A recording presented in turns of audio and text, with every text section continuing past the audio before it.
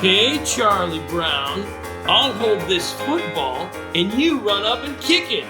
Oh, I don't know. Oh, hi everyone. Doing a little research here, getting ready for my next big cartoon class. Well, welcome to Peanut Sketch School. My name is Noel, and I'm going to be your art teacher here in just a moment. Today, we are learning how to draw the world's crabbiest fuss budget, Lucy Van Pelt. Whoa, crank up the attitude for this one, people. This is going to be a lot of fun. Before we get going, just a few little tips on how to do sketch school well. The best thing about doing these videos is you get to work at your own pace. If at any time you get confused during the sketching process, you can always hit pause and back it up and watch a step again. If I'm going too fast, if you think you miss a spot, you can even freeze frame the image on screen and draw right off it. The beauty here is you get to work at your own pace, and that'll help out a lot. Also, I highly recommend you don't do this alone. Get some other folks around you to draw with you. The best thing about doing sketch school at one of our parks, at the end of each class, we all hold up our own drawings, and then everyone looks around and sees how everyone else did. It's really awesome sharing your artwork. And man, I really love looking at artwork.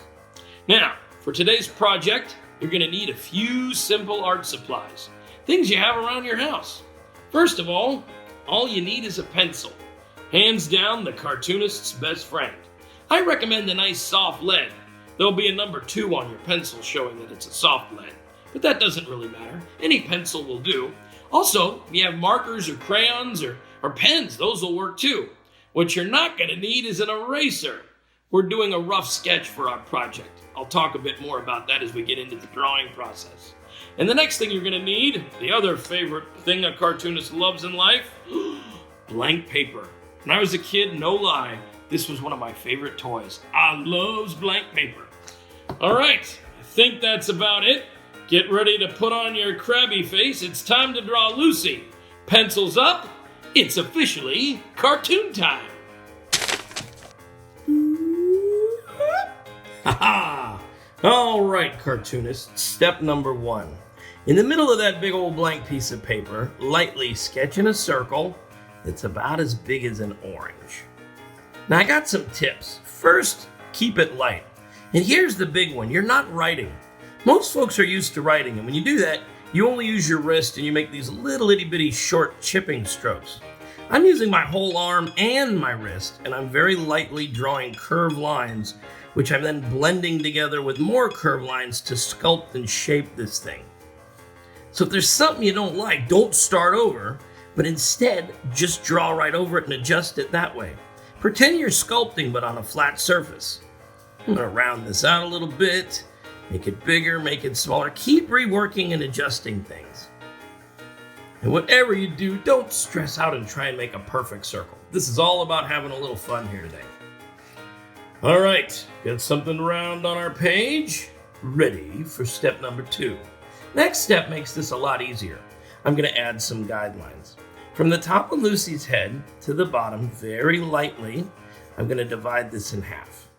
This tells me this is the front-facing side of the shape. When I used to work as an animator, that was one of the most important lines to always be aware of. I'm also going to go right to left with another guideline. Basically, gang, we're putting a big old plus sign right on top of this here shape. This shows us the center of it. That's where little Lucy's nose is going to go. And also, we now have 4 smaller spaces to start putting things instead of this one big one. We got a better shot at getting stuff where we want it. Now, the first feature I like to draw is the nose. That's the center of the head. And when you really know where that is, it's easier to start putting the other stuff around it in the right spot. Now, her nose is kind of a bent letter C. I'm going to have my Lucy looking this way. So starting right here in the center. Her nose is shaped just a little bit different than Charlie Brown's. Lucy's meant to be a little bit older than Charlie Brown. She's one of the bigger kids. She's also quite bossy, and as she puts it, she's quite crabby. I have a right to be crabby. There we go. Now, something that really separates her from Charlie Brown and Sally is the shape of her head. Now, their heads are just circles. If we were drawing Sally or Charlie Brown, we'd be good to go. But Lucy and Linus have this cute little indent on the side of their head that shows their cheek. I'll show you how to add this. I'm going to start right up here at the top of the old circle. And this is just a curved line here, gang. We're going to shave a little bit off of our main shape. Snip. Get rid of that. Snip. There we go. Drawing is so much like sculpting. Taking things on, putting things off. Pretend it's a piece of clay. In fact, you can even blend this right over here into the circle. Nice and round. See, there's her cheek. Oink. Classic Lucy Van Pelt. Next step is to add the ears. And the ears, well, these are pretty much like that nose. They're letter C's. These go on the sides of her head, however. And here's a trick. On all Peanuts characters, this is true. The bottom of the nose will always line up with the top of the ear. Starting right there, that's where the top of that ear is going to hit. And this is just a letter C. Nice and round. Think of that like a little coffee cup handle you're just snapping on there. Now I'm going to do the same over here. This one, I'm going to make just a little bit smaller. There we go. See how her cheek's in front of that? Nice and round. We're going to get that hair on there too in just a moment, Lucy. It's starting to look like Lucy? Yeah, maybe a little bit. Let's wake her up. Now her eyes, this is true of all Peanuts characters, they sit on either side of the nose, just below the top of the nose and really close to it. For us, that's going to be here and here. Now here's the trick, gang. You want to keep these eyes close to the nose. If they get above the nose or off to the side, she's going to start looking a little more grown up. And those are just dots. Her actual eyes are little circles. These are shapes. And really treat them like a circle. Really draw a good circle on here. And then color it in nice and dark. In my opinion, the eyes are the most important part of one of these comic strip characters. People always look into each other's eyes when they communicate with each other. And likewise, when they're reading a comic strip or watching a piece of animation, they always look the characters in the eyes. Think of these like little actors up on your screen or on your newspaper page. Now, eyes this small are hard to show expressions on. And Charles Schulz was kind of clever how he did this. On either side of Lucy's eyes, he would always frame them up with these little curves. Here's where we start looking like a Peanuts character. And these can squash or stretch depending on her mood. If Lucy gets really cranky, they bend down. Or if, oh no, she gets mad, they can go way up if she's yelling at somebody. She yells a lot. And directly above her eyes are her eyebrows. The trick here, gang, eyebrows always need to be above the eye. Like I was saying, they can bend down, they can bend up. But if they drift off to the side where they're no longer above the eye, you're going to lose any chance of having an expression. She's looking. What is Linus doing this morning? He's not getting ready for school. How you guys doing out there? Is this hard? Are you stressed? Are you having fun? I hope you're having fun. Drawing should be relaxing and fun. All right, we need some hair and we need a mouth. Now, before we get that hair on, let's just take a moment and close off the circle. Let's go from the cheek to the ear. In fact, I'm even going to shave a little bit off of my circle. Looks a little bit big to me here, the way we've got this going. That is the beauty of sketching here, folks. You can continually adjust your shapes as you're going. That first line that you put down doesn't always have to be the line that you use. Again, I think so many of us don't go on to draw because we learn to write at such an early age. Writing needs to be neat and precise. Drawing, it's all about building and adjusting until you find what you want. All right, it's time for a hairstyle. Now for the hair, we're going to break this down into shapes here, people. That's going to make this a lot easier. The main shape on Lucy's hair, she has a big teardrop that hangs right off at the front here. And remember how we drew that circle really light and loose? See, I drew the features darker because they're more definite. We're building another shape, so get just a little looser here. Just above that eyebrow, stay sketchy. Nice and round teardrop shape here. Think of this like a jelly bean. Boink. It's just a curved line and a curved line, really. It's a squashed version of your circle. This is the front of Lucy Van Pelt's hair. Now, for the front part where it goes over her forehead, we're going to need 2 curved lines. Starting right here, just curve right on over to your center line. And then another one. Kind of like a letter W. You can think of it that way. Curvy line, curvy line. And then I'm just going to close this up from this curve down to this ear. Nice and round. Whoop. There we go. It's starting to look like Lucy. She doesn't look crabby.